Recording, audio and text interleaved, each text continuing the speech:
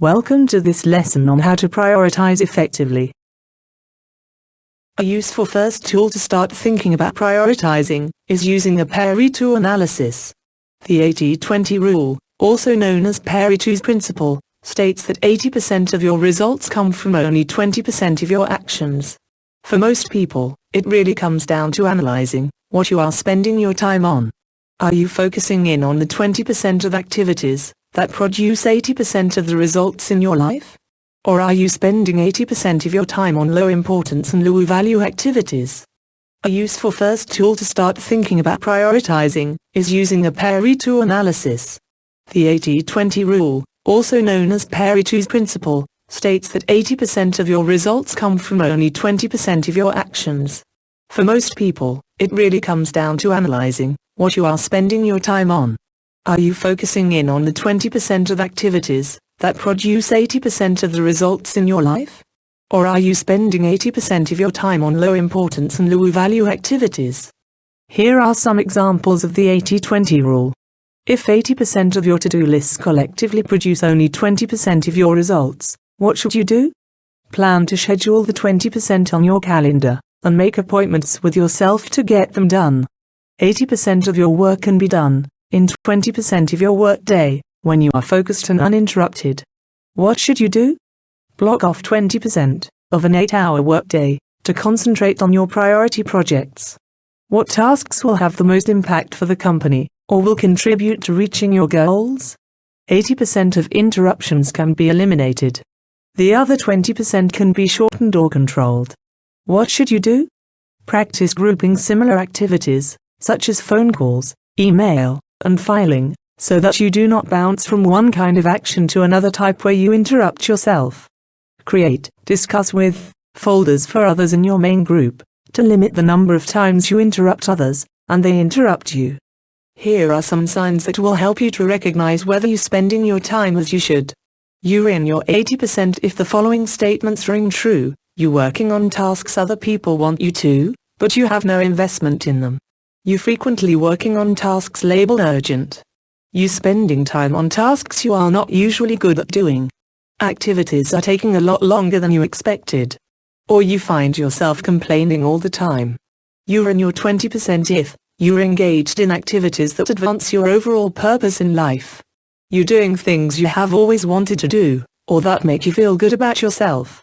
You're working on tasks you don't like, but you're doing them knowing they relate to the bigger picture. You're hiring people to do the tasks you are not good at or don't like doing. Or you smiling. You will find this activity in your manual. List the top 10 activities you normally conduct in your work in a given month.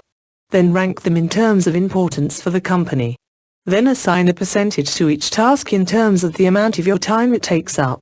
Now rank the tasks in percentage order from highest to lowest. How did you do in the analysis of your top 10 activities? Did some tasks take more of your time than expected? Did you assign enough time to high importance activities? Did you spend too much time on activities which are low down the importance list? Now let's look at some other prioritization tools. Managing time effectively, and achieving the things that you want to achieve, means spending your time on things that are important and not just urgent. Important, these are activities that lead to achieving your goals, and have the greatest impact on your life.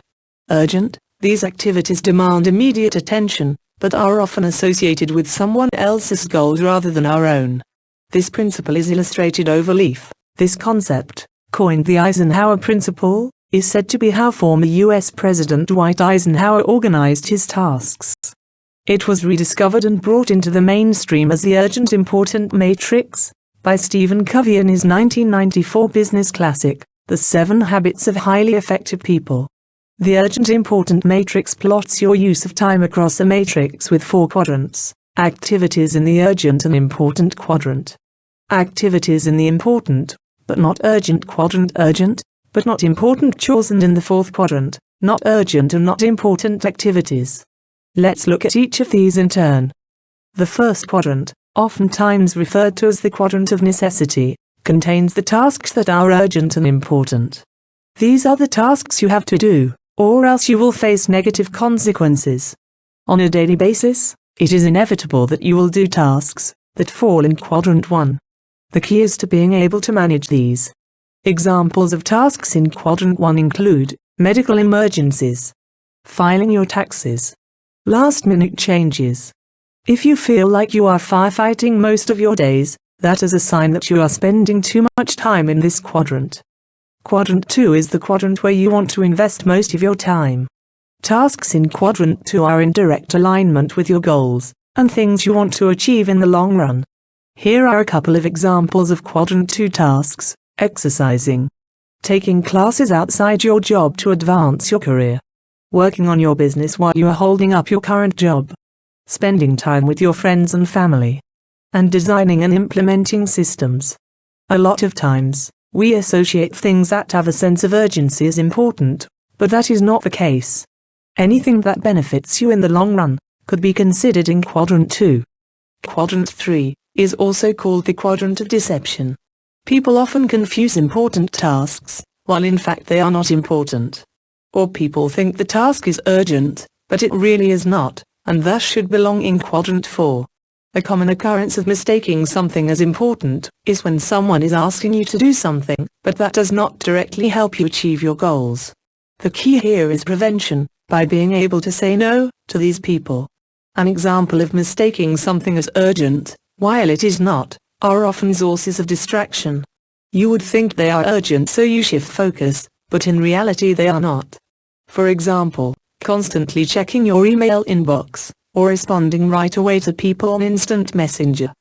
Other common examples of Quadrant 3 tasks include picking up the phone while you are working, checking Facebook updates, or checking your phone for text messages.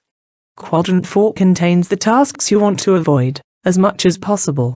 These are your time wasters that you want to eliminate. If you could identify all your Q4 tasks and eliminate most of them, you would free up a lot of time you could otherwise invest in Quadrant 2 tasks. Some examples include playing video games, watching reruns of your favorite TV shows, following the news, or spending time on YouTube. This quadrant can be mistaken as something that shouldn't be part of life. But that is not true. It is really important to have a balance between work and your personal life. You need downtime to not get burnt out, and that is where Quadrant 4 comes into the picture. The challenge is to allocate most of your time to Quadrant 2, with just enough of time spent in Quadrant 4 to get by. Imagine for a moment that you are an online entrepreneur, and you have one very successful website.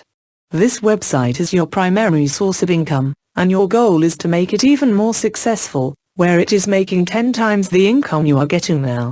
So let's say your to-do list looks like this, in random order. Write sales copy for new product. Instruct virtual assistant to do research on competition. Respond to Jennifer's Facebook wall post on possible date this weekend. Clean my apartment. Watch this comedy skit on YouTube that John recommended. Reorganize my desktop icons. Buy shampoo and toothpaste. Cancel dentist appointment. Download the new album by U2. Drive by the grocery store for donuts. Based on your new knowledge of the 4 quadrants, in which quadrant does each task belong to? In the following slides, we will look at a possible approach. We would put the following tasks into Quadrant 1. Respond to Jennifer's FB wall post on possible date this weekend. It is time sensitive. Buy shampoo and toothpaste. For some people this could be considered a crisis or emergency. And cancel the dentist appointment. This is also time sensitive. We would suggest putting the following tasks in Quadrant 2, important, but not urgent. Write sales copy for new product. This directly involves the money-making part of the business. That is also in alignment with the goal. We would also instruct a virtual assistant to do research on competition. Anything that could be considered useful for growing the business should be in Q2, like knowing how your competitors are doing. And we would put the following activities into the urgent, but not important quadrant. Clean my apartment. This might seem important, but really is not, and you should consider outsourcing this. And download the new album by U2. Just because U2 might have released a new album, does not constitute that it is important. And it may be that Apple will force you to download it anyway. And finally, in the not important, and not urgent quadrant, we would put the following. Watch this comedy skit on YouTube, that John recommended. Reorganize my desktop icons. Drive by the grocery store for donuts. These Q4 tasks are not necessary and should be part of your workload, but can be great for when you have downtime. And here are some tips on using the 4 quadrants. Maximize Quadrant 2 time. Allocate time in the diary to carry out these tasks when you can. Reduce the amount of time taken up by firefighting Quadrant 1 activities. These could have been Quadrant 2 if they had been done earlier. Reduce time spent in Quadrant 3 by improving the systems and processes for dealing with distractions. Eliminate as much as possible of Quadrant 4 activities by either not spending time on these things or changing the nature of them to make them more productive. Another approach to prioritizing time is the Blanchard matrix. In this matrix, the 4 quadrants relate to have to do, want to do activities. Have to do, don't want to do activities. Don't have to do, want to do activities. And don't have to do, don't want to do activities. Most of us don't have a problem with quadrants 1 and 4. If it's quadrant 1, we just go ahead and do it. If it's quadrant 4, we just never do it, no big deal. It's quadrants 2 and 3 where the issues arise, because many of us gravitate to quadrant 3, at the expense of quadrant 2, meaning things that do have to be done, don't get done. The blanket advice is to do them in the order quadrant 2, quadrant 1, and spend little or no time on quadrant 3 items. To use this model, once again chart your to-dos and plan accordingly. You will be better organized. List your work activities over the next month. Allocate them to the Blanchard matrix. In your manual, aim to quickly complete activities in quadrant 2, so you can assign time to quadrant 1. Try to reduce quadrant 3, and eliminate quadrant 4. In order to fully evaluate your own situation, it's important to make a master list of as many of your daily activities that you can think of, and place them in the corresponding quadrant. In which quadrant do you spend most of your time each day? In order to make positive change in your daily schedule, you need to aim for spending the most time in quadrant 2. By devoting a good deal of time to that area, you will naturally eliminate many of the crises that tend to happen in quadrant 1, as well as providing you with more solid direction, which in turn will help eliminate spending excess time in either quadrant 3 or 4. Now that you have identified which tasks you want to work on, Q1 and Q2 task, it's now up to you to schedule how you want to do them. You can either do all Q1 tasks, and then use the remaining time for Q2 tasks. Or you pick the frog eating method, where you start off with the Q2 tasks, then do all Q1 tasks, and then if you have time left, you go back to quadrant 2. When you start your day picking your most important tasks, use the quadrant to figure out what your most important tasks are. Without effective prioritization, you'll quickly be swamped by work. Prioritization is an effective technique for bringing your workload under control. By learning how to use a prioritized to-do list, you can quickly bring sanity to your workload, and focus your efforts on the most important activities. Using prioritization tools like the 4 quadrants matrices can help you prioritize in a more intelligent, insightful way. Urgency is time-related, importance is value-related, but most people respond to urgency rather than importance. Whilst they can coincide, they are not the same, and a key point with time management is to deal with important tasks before they become urgent, as it is easier to do the important tasks well when they are not urgent. Subscribe now and join us in your career journey.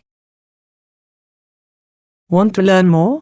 Click on one of our websites to view our range of online business and management courses.